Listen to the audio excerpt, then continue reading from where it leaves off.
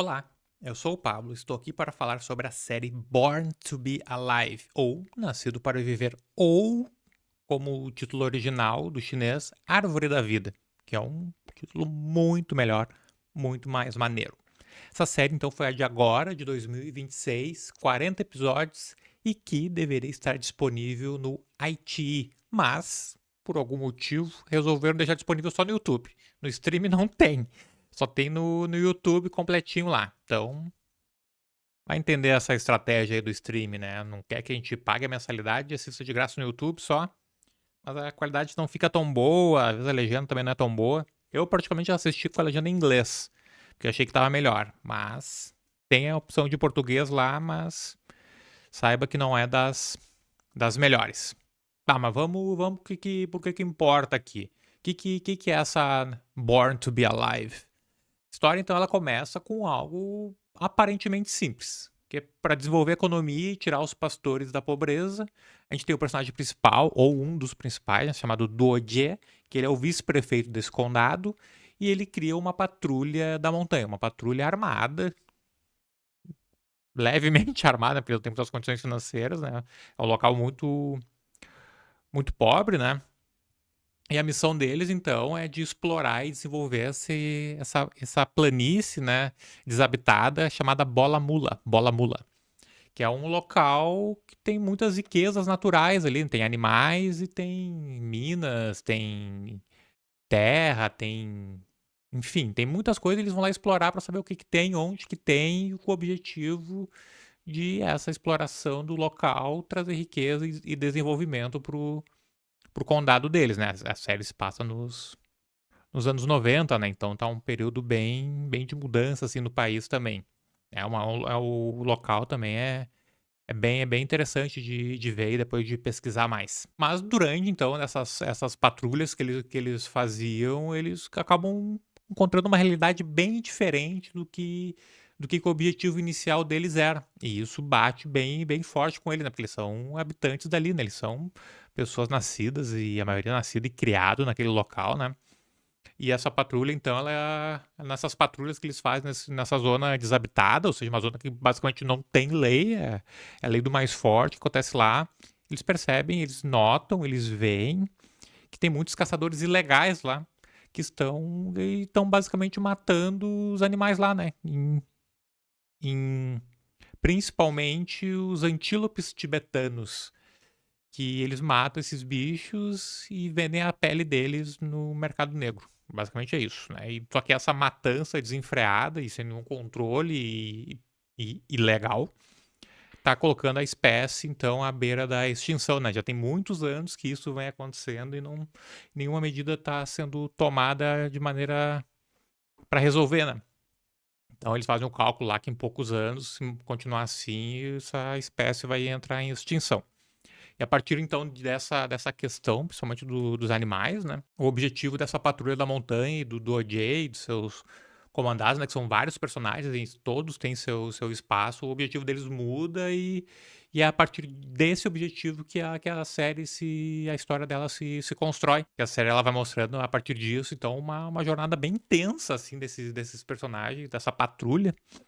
Ela é bem intensa, humana, né? Também é bem forte, assim, tudo que vai acontecer com eles e nessa história deles, que é tão tocante, tão forte, assim, filmado de uma maneira tão bruta, né? Que é quase como se estivesse vendo um documentário acontecendo as coisas lá, né? Que são pessoas comuns, essa patrulha não é um exército, são pessoas comuns que estão ali com o objetivo de fazer resolver isso aí, de melhorar a questão ambiental daquela região deles, que inicialmente com a caça furtiva, proteger essa terra deles e consequentemente também, né, que é o necessário até para manter os animais vivos, né, de preservar o ecossistema daquela região. E isso não vai ser sem nenhum preço, né, porque é uma região sem lei e tudo mais, então eles acabam arriscando a própria vida deles nesse lugar que é bem isolado, assim, bem longe, assim, da geografia ali do país da China, né? Bem no Tibete, né? Basicamente é o Tibete, ali é a região tibetana ali. E tem várias intersecções de outros locais e tudo mais, mas é como se fosse um grande deserto, uma grande planície desabitada, que não tem nada, só gente fazendo coisas ilegais e eles tentando resolver isso. Tudo isso no meio do tiroteio, né? Porque é na bala. O negócio é na bala e a ação da série é espetacular, suspense incrível. Olha, essa série aí, ó. É demais, tá? Vamos focar aqui, ó. E falando então do local, né, da série, que é um grande personagem, na verdade, é esse Planalto tibetano, planície, não sei qual é o termo exato, que ele fica em Qinghai, chamado Qinghai, a mais de 4.000 metros acima do nível do mar.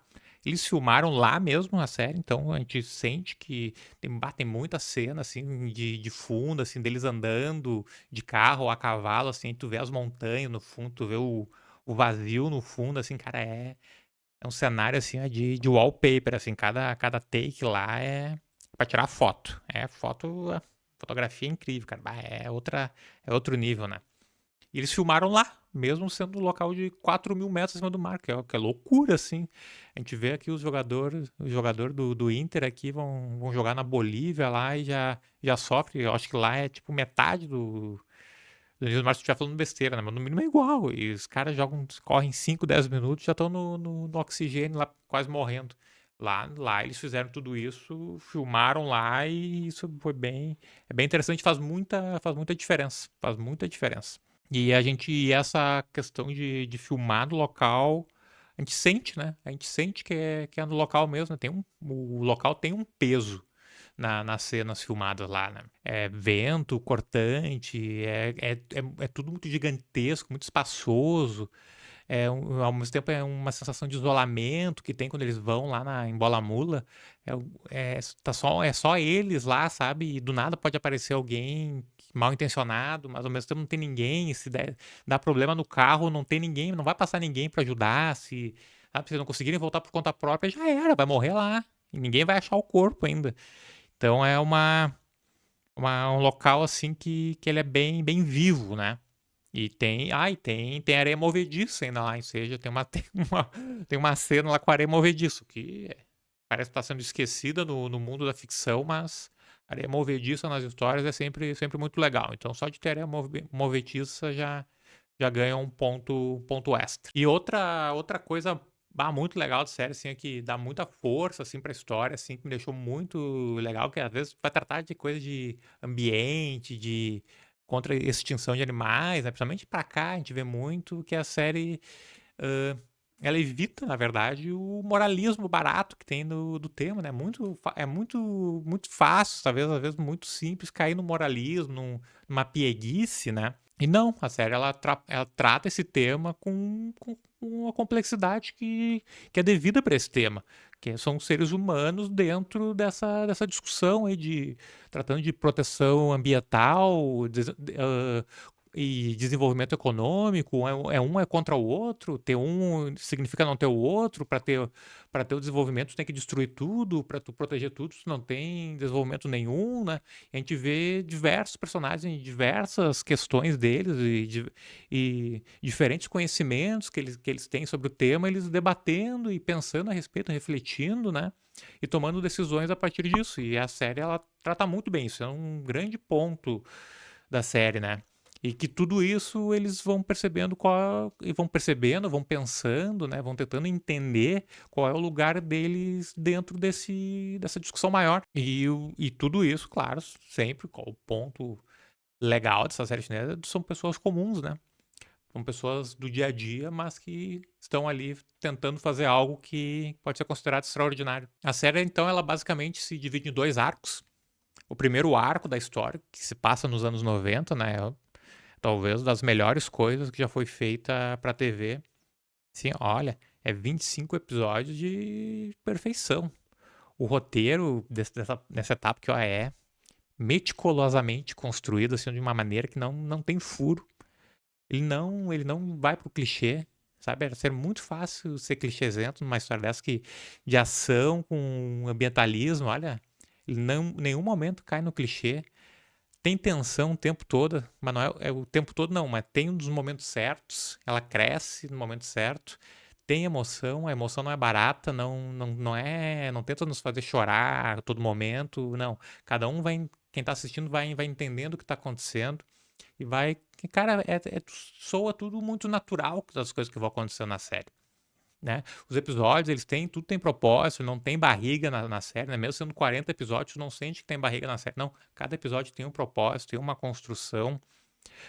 Durante os episódios, aos poucos, a gente vai conhecendo os personagens da patrulha, principalmente, né? Vai ver qual é o passado deles, como é que eles foram parar na patrulha, qual é a motivação que eles têm, qual é a motivação que vai se transformando, como é que eles vão crescendo durante os acontecimentos da série, as relações entre eles. E esse tema ambiental, ele, cara, é tratado com muita sensibilidade.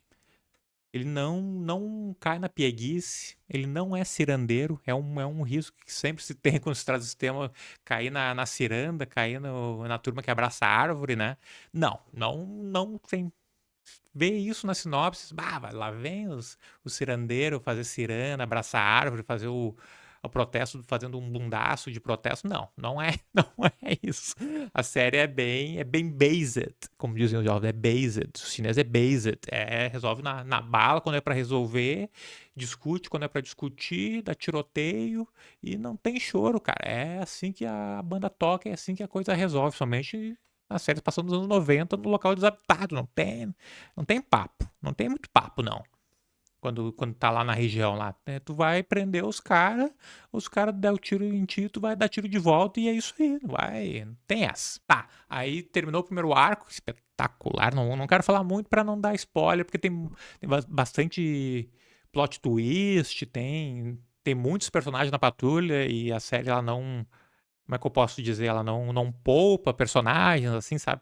Tem uma tensão de que, cara, é perigoso o local e não tem plot armor ali, não tem ninguém que tá salvo o tempo todo só por roteirada. Não. Se tiver que tomar tiro, que se ralar ali, se vai morrer, se não vai, a história vai em primeiro lugar e o personagem em segundo. Então isso é bem legal, assim, é sempre bem interessante, principalmente hoje em dia, cara que sobrevive a qualquer coisa e tu sabe que vai estar vivo de qualquer maneira sem uma explicação lógica dentro do mundinho da série, ninguém compra mais.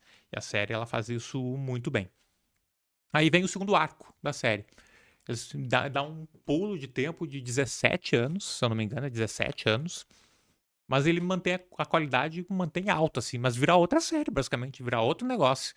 O tom da série muda quase completamente. Ele sai lá da zona desabitada, vai para uma cidade pequena, mas já mais desenvolvida, né? Depois de todos os acontecimentos da primeira parte.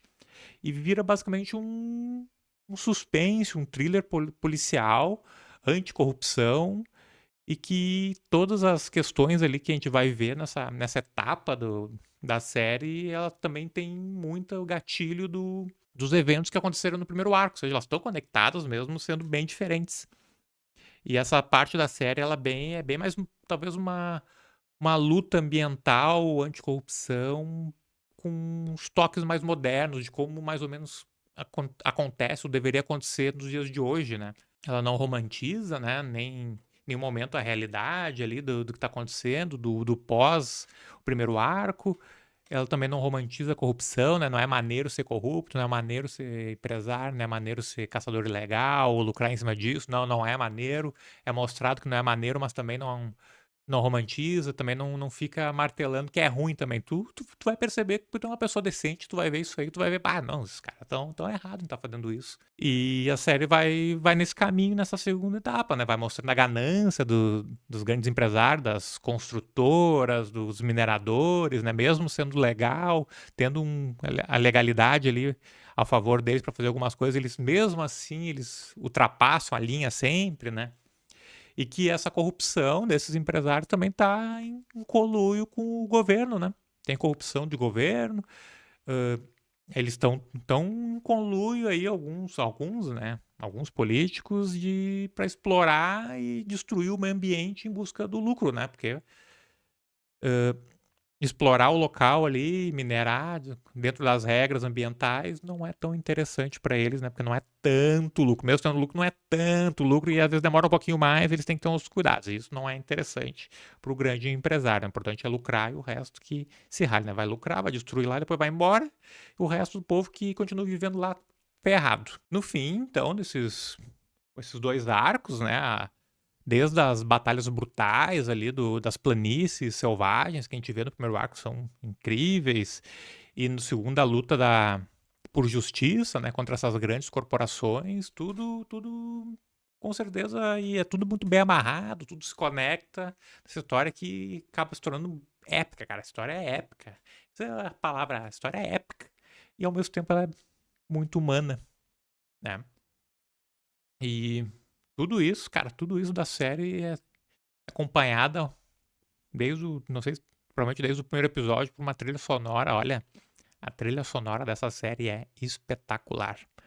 Ela, sempre que vai ter um momento de tensão, um momento de revelação, ou aquele momento pré-ação, é uma música, assim, instrumental, com quase como e um vocal, assim, que é quase como um grito de chamado de guerra, assim, um grito de guerra, assim, como se fossem valquírias, assim, no cavalo, voando e indo pra guerra, sabe? É um negócio que de arrepiar, assim, tu já, quando começa a tocar essa música, tu já levanta da poltrona e já vai junto, né? E uma trilha sonora para uma série desse tipo, né?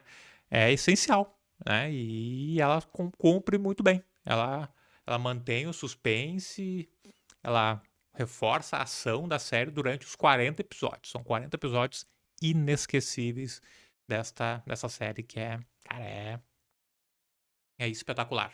E a série ela recompensa, né? Mesmo sendo muita dureza, no final tem uma grande recompensa, assim, de cenas sim, que não se explicam muito, mas quem pegar, é meio que quem pegar, pegou, né? A gente vê lá no início, lá dos animais sendo mortos de maneira indiscriminada para vender a pele, né? E no fim, principalmente lá no episódio final, lá nas últimas cenas, que a gente vê os animais, eles atravessando a estrada lá e todo mundo parando os carros para deixar os bichos atravessar, para esperar eles atravessarem, né? Isso aí eu acho que é bem simbólico, assim, da jornada e do objetivo alcançado pela Patrulha da Montanha, que eles conseguiram salvar os antílopes tibetanos da extinção e agora as pessoas até têm esse cuidado e essa percepção e sabem, né, que a luta que teve para manter esses bichos todos. E esse momento da série é sem palavras. Né? Só vendo, só tendo feito essa jornada inteira com toda a patrulha da montanha, que tu percebe que esse momento simples é bem simbólico de todo o objetivo que eles estavam querendo alcançar. Que mostra que no fim a série ela não é só um entretenimento barato, né? Ela foi, na verdade, uma experiência, uma reflexão e muita emoção. Essa série é muito emocionante, muito reflexiva. Ela fica contigo depois do 40º episódio. E a série ela é uma lembrança que muitas vezes as maiores histórias acontecem nos lugares mais esquecidos do mundo. A gente não precisa estar na grande metrópole para o extraordinário poder acontecer. Não, as pessoas comuns, esquecidas, também fazem acontecer algo extraordinário. Born to be Alive, Nascido para Viver ou A Árvore da Vida. Série, olha, sem precedentes. Difícil aparecer algo melhor nesse ano ou nos próximos. Tá certo? Até a próxima.